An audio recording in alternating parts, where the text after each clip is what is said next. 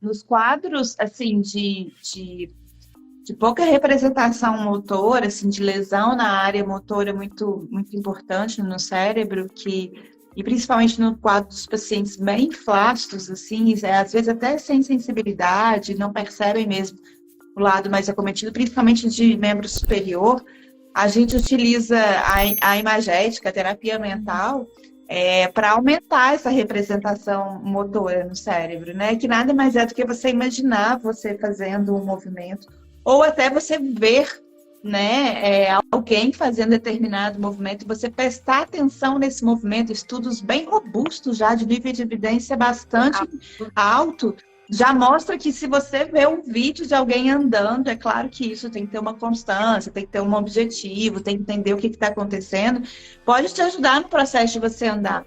Os meus pacientes que não têm nada de ativação em membros superiores levam para casa um áudiozinho no WhatsApp descrevendo o movimento do pegar, do andar, e aí eu falo, deita na sua cama, concentra no que eu tô falando, você vai cansar de ouvir minha voz, e eu tô lá falando, descrevendo o movimento tintim por tintim.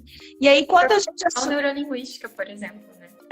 Exatamente. E aí, quando a gente associa isso a alguma coisa prazerosa, na interface cérebro-máquina, que é o que a gente usa para movimento de mão, né? Para melhorar e ativar o movimento de mão no paciente com AVC, a gente faz exatamente isso. A gente coloca um eletrocefalograma no paciente e aí a gente vai dando o estímulo e ele tem que literalmente só pensar naquele movimento. Então, se é um paciente que, sei lá, a maior conquista da vida foi conseguir um diploma numa faculdade, a gente coloca naquela situação ele lá levantando o canudo, segurando, coisa que ele não consegue fazer, levantar o braço.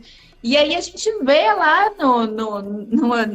na touca, no software, esse estímulo, esse córtex indo lá em cima, sabe? A ativação desse córtex indo lá em cima. E aí, de repente, né, é o que os pacientes falam, do nada, a mão começa a movimentar, o dedo levanta. E aí, se ele consegue manter esse pensamento durante 3 segundos, essa é a forma da interface que a gente utiliza lá, a mão robótica começa a se movimentar, faz um movimento algum movimento, né, geralmente de flexão, extensão de punho e dedos, e aí a gente gera uma conexão mais forte entre o que está mandando, entre o comando e a execução, literalmente. E isso, repetidas vezes, faz alguém, né, ter algum movimento que naquele momento não tinha, né? Então, assim, a gente tem muita tecnologia, a gente tem muita evidência que tem esse respaldo, né? Que traz essa base para ter esse respaldo, né? Então, assim, e são níveis altos de evidência científica. Muito altos, gente. Assim, E aí, às vezes, o paciente fala assim, mas eu vou pensar nisso, a minha terapia, eu vim aqui para pensar. Eu falo, não, você não vem aqui para pensar, não, você vai fazer isso em casa. Aqui eu vou fazer outra coisa, mas eu vou te ensinar como faz isso, entendeu? Então, assim, ensinar a entender com você qual que é o objetivo, o que a gente precisa, fazer um áudio exclusivamente para você. Eu tinha um paciente que morria de medo de subir e descer a escada rolante. Isso é muito comum no paciente pós-AVC. Que ele tem porque ele não consegue ter a percepção corporal no espaço da maneira como deveria, e existe um medo de não conseguir seguir a escada rolante, e isso é um relato muito comum. E aí eu fiz um áudio para ele, ó, imagina que você está chegando no shopping e tal, e aí como era o shopping aqui justo fora, né, passa por tal local, né, e ele vai, literalmente, imaginando aquela cena na cabeça, e aquilo vai gerando conexões no cérebro, que você revive situações que são importantes para gerar essa circuitaria mais ativa novamente, né? Com certeza. Isso, gente, a gente consegue ver, né, vivenciar e acompanhar através de exames clínicos. E como a Ludmila falou, tem documentação disso. Se você pensa na ação, as mesmas áreas cerebrais envolvidas na movimentação, por exemplo, se eu estou vendo aqui a caneta, peguei. A área cerebral envolvida nessa pega, se eu estou pensando como que eu vou pegar a caneta, é a mesma área cerebral envolvida. Então, eu estou criando essa conexão diversas vezes.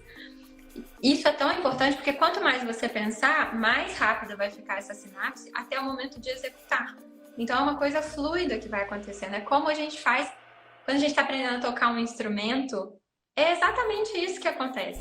né? Você vai ter contato com o instrumento, você vai tocar, você vai começar a ler a partitura. No início, você não tem capacidade de fazer aquela movimentação rápida, né? Eu, por exemplo, tô tocando piano. Dá um ano de aula, um ano e 5 meses de aula. O tempo de tocar nas teclas do primeiro mês até hoje já mudou dramaticamente. Por quê? Porque antes eu não tinha essa sinapse feita, eu não sabia identificar o dó, o ré, o mi, eu não sabia onde estavam as teclas.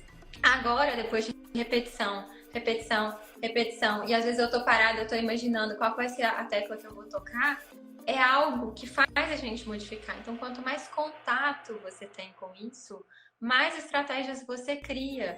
E isso é algo palpável, é algo prático, que funciona para qualquer pessoa, em qualquer diagnóstico, em qualquer circunstância. A estimulação cerebral, a gente está muito aquém de saber o tempo ideal, a estratégia ideal. Tem estudo, por exemplo, com pacientes em coma, que se você coloca a música que o paciente gostava de escutar, isso estimula o cérebro, isso vai gerar conexão, melhora a qualidade de vida dele, estimula a forma como ele vai sair do coma, por exemplo. Então, tem muita coisa boa que a gente pode fazer